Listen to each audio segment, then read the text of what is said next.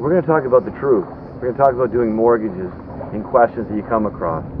You know, a lot of times people will say they're buying a second home. Well, you know, if you're buying a second home, that's not a second home to rent out. If that home is going to be rented out, that really is a investment property. You always have to state the truth of what you're doing, because everything's being watched, everything's being looked at, but through integrity and character, you have to tell the truth. So my education segment today is telling the truth. If you're buying a home, it's your primary residence, you plan on moving in that home within a certain period of time, whether it's 30 days or 60 days or whatever the note says, that's what you're doing. You know, I have people call me up and they'll tell me, hey, listen, I'm getting divorced and my husband owns a house, and basically he's on the title and I'm on the title, but he's getting foreclosed on. Well, you're on the title, that's a foreclosure. So you have to answer these questions on the loan application. And so I had a realtor call me up and tell me, oh, you couldn't do that loan, but they got it somewhere else. Well, no, you have to tell the truth.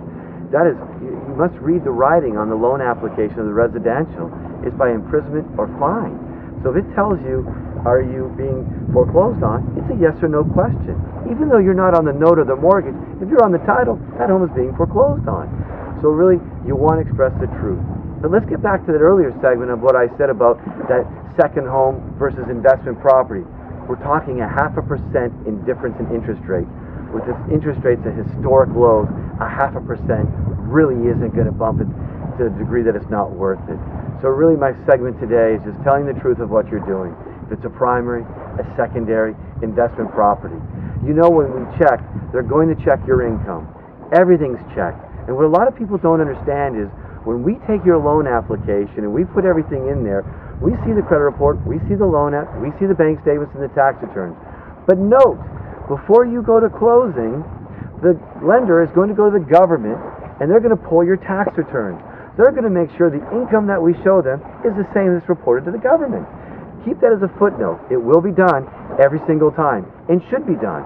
The last thing I want to note is a lot of companies are doing ProLogic. They do reports that we don't know about.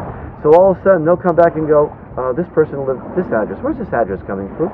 Or you had a foreclosure, or you had a deed in lieu. They see everything. So when you're doing a loan application, you're applying for a mortgage, stick with the truth right up front, because I guarantee you it will come out in the end.